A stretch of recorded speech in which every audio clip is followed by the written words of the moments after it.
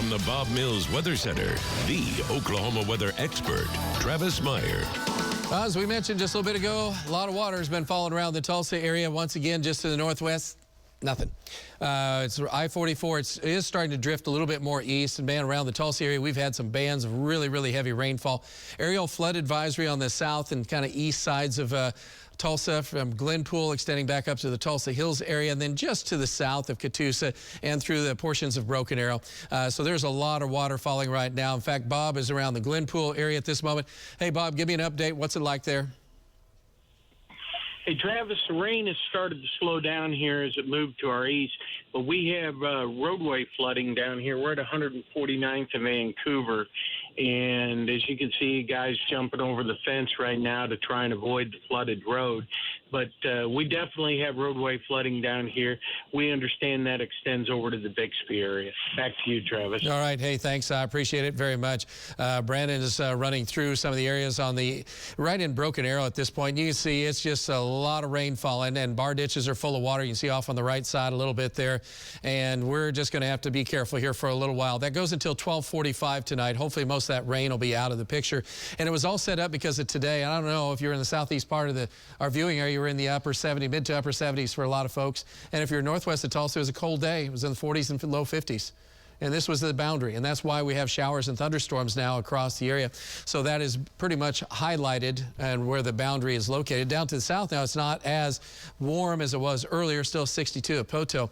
But this will slowly shift south and east. You're seeing temperatures in the 30s out to the west. So this boundary is slowly going to make some headway. And by morning, most of it should be out of the picture, so the drive time should be okay. Alan Stephen will have the latest on that. But 40s in the morning, so a chilly day overall with temperatures in the 50s. But unfortunately, additional showers. I say unfortunately, if you're northwest Tulsa, you're saying, Travis, don't even say that. But if you're southeast, you're not going to really like this. But additional showers and some rumbles of thunder are going to be likely as we go on into tomorrow late afternoon, overnight, into early Thursday morning. Again, too much rain in the same place. It's like ridiculous that we can't get better rain out to the west, but it's just, that's the pattern we have right now. Upper 40s to low 50s as we go on Thursday morning, then starting to clear out by late Thursday afternoon with upper 50s to low 60s. And as we look on into the Friday time period, generally in the 30s in the morning, as we said, 50s in the afternoon. So at least there will be some sunshine as we look at time for Friday afternoon. So again, out to the west, be a little bit warmer. And then on Saturday, we have some clouds. There's a storm system coming through, and we'll be in the upper 50s to low 60s with 70 out west. But there is going to be a slight chance of rain here as the storm system's trying to move through Saturday night. So we've gone for a 30% up to a 40% chance. It shouldn't be during the day as much as it should be late afternoon or overnight. Then by Sunday, we're back to more of a northerly wind and temperatures in the 50s. So as you can tell, the days of 70s, they're hard to come by.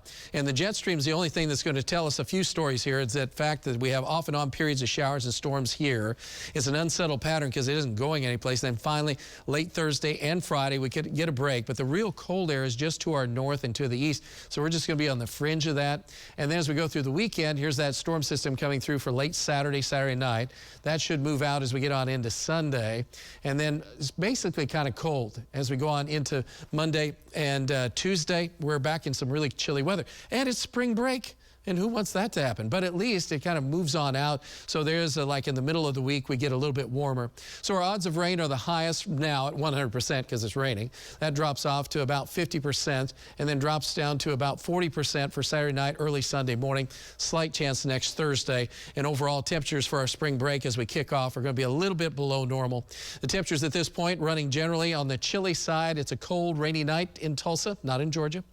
And we're looking for our temperatures to remain pretty much that way in the 50s to low 60s. And don't forget, spring forward as we go on into early Sunday morning as daylight saving time comes back. 50s next week, then we get a little bit warmer in the middle of next week, I hope. That's our 9-day planner. We'll be right back.